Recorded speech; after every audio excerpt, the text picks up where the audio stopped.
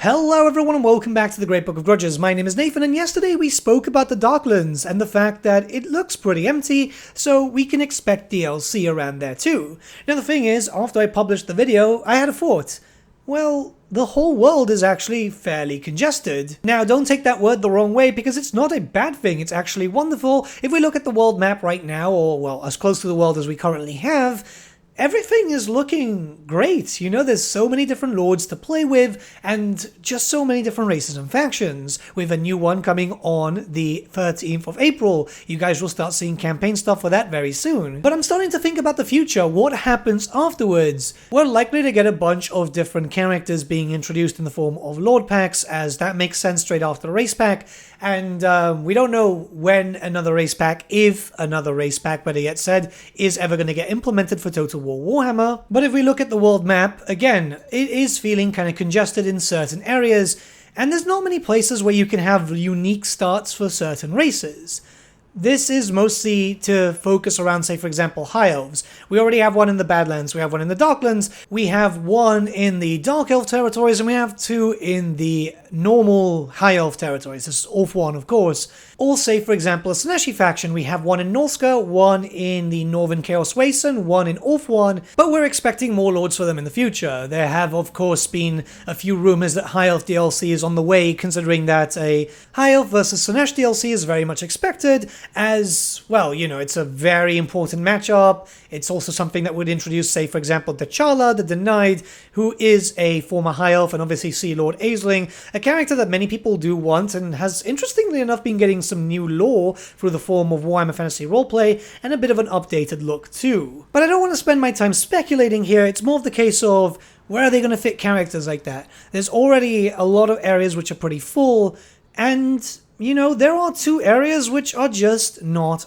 open. The territories of Ind and Khuresh are right now unplayable. You can't even go into those areas, and you can only look in through it if you have a Toggle Fog of War mod, which, you know, fair enough. But the fact is that these areas will eventually open up. We know this. Creative Assembly actually said that eventually those areas will open, and that was from an interview around, well, almost a year ago. God, it's been that long. Yeah, it's a bit of a weird thing, isn't it? But those areas eventually will have to open up, most likely for minor factions. While I do believe that Ind and Khuresh, the two countries respectively, will eventually have their own race packs, it won't be until something way down the line. But regardless of that, opening up these locations could also help out campaign right now for a multitude of different reasons. So let's just bring up the world map once again. Opening up those areas will allow for a few factions around that area to actually have reason to expand. This would be Helm and Gorst, of course. Kurgaf is kind of stuck in his isles at the moment, so being able to expand into Ind would be useful. Nakai the Wanderer going down south would also be quite useful, as right now Nakai, even though Nakai's faction does need a lot of work, he tries to go north and then either gets killed by Zhao Ming or even well, actually Lokia. Lokia usually takes a lot of the southern reaches of Cathay. Kurgaf and Helmengorst are usually fighting, and Helmengorst usually destroys Kurgaf, so you can see that having some legendary lords being able to expand down south would be quite beneficial to them, as, well, it's just for a more fun campaign. Plus, it'll give you reason to play as Gorst, Nakai, or Kurgaf again. Secondly, this could also be a way to hint towards the possible future, because if you didn't know, Ind and Khuresh have been getting little snippets of lore every now and then, whether in-game, yeah, they're getting mentioned more and more, or interviews with, say, for example, the lead writer of Warhammer 3, Andy Hall,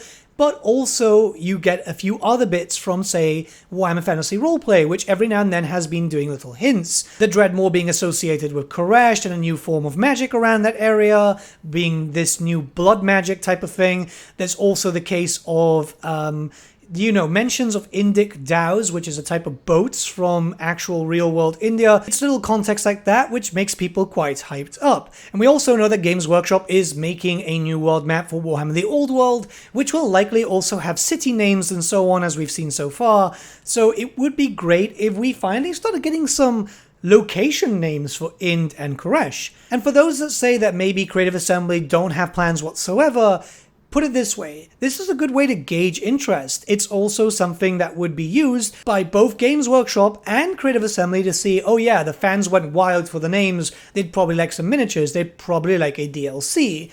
this is something that would work very, very well. I, for one, would love to see the naming conventions that they do for cities and obviously regions, provinces, because it would just be kind of cool, you know? Opening up these areas would be great for new DLCs also. Not just like the stuff that we expect, because obviously a Slaanesh versus High Elf DLC would be perfect here. You could put T'Challa somewhere in Khuresh, and obviously then Sea Lord Aisling either in the eastern colonies or that High Elf keep in the southern tip of Khuresh too. The idea is you have a bit of open space here. The Monkey King could be added into the territories of Ind too, mostly because he's in the mountains, not actually inside Cathay proper, he's just like in the border, and those areas would likely be taken over by the Fire Dragon whenever he ends up being implemented, as we're pretty certain we're going to get at least 5 Cathayan Dragon Legendary Lords. It just kind of makes sense. They wouldn't be so pushing into establishing that there's 5 active children if they had no plans to actually, you know, bring in those 5 dragon children. Lokia Felheart could be moved to a more lore-friendly position inside of the territories of Ind, as that's where he gets his famous blades. And not only that, but Cathay is a bit of a mosh pit. Like, that's the best way of saying it, especially since obviously we have Village coming in, we've got a bunch of minor factions that do a lot of damage. The fact is we're expecting more dragons there eventually, and possibly some undead Cathayan characters, so it would be cool to move Lokia. Zatan is up north, and AI will probably push towards that way, then into the mountains, more than likely into Cathay too. You know what I mean? There is a lot happening there, so it would be good to move Lokia just to have a little bit of breathing room. And this is just adding in characters that we're pretty much expecting. If we get eventually Ind and Khuresh, those areas will need to have been opened up anyway. You can see what I mean by saying that this should be open sooner rather than later, as there's definitely a lot more freedom for factions to move around, and this doesn't even have to just affect you as a player. Even if you're playing on the other side of the world, it's nice for the AI to kind of expand in its own way and give you a little bit of a challenge later. Also, I do want to note that the faction of High Elves in the eastern colonies doesn't know how to work, in sense that they don't move, they don't generally tend to expand, and that's clearly because you can see the zone of control for the province and so on. The rest of it is just open ocean, so it doesn't even know how to actually get to the Southern Chaos Waste, for example.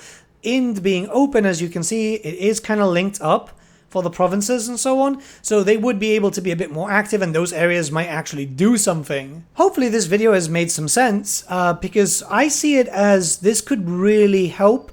This could make the world feel a little bit more fleshed out, as it does really bother me to know that those areas are there but can't be traversed. It's not just the fact of waiting for names, because that would be cool, but it's very obvious. It's the same thing that happened to me in Warhammer 2. If you remember the Immortal Empires, the Darklands were all there, but nothing was ever done with them, and it was a shame. Obviously we got the Chaos Dwarfs now, but it's still a blank spot. It's like point of the canvas which remains unpainted, if that makes any sense, and it just bothers me seeing it. It's kind of like when you watch a TV that's got a little bit of a pixel off, you'll notice it. You'll always notice it.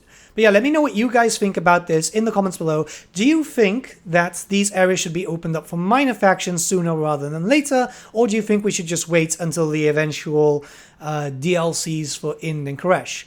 But yeah, let me know what you guys think. I'll see you all again very, very soon. Sorry about the late video postings. I've been kind of getting ready for the 5th, where all the campaign embargoes is dropping, and yeah, there's a lot of stuff that I need to complete. So yeah, I'll see you all again very soon, guys. Have a nice day.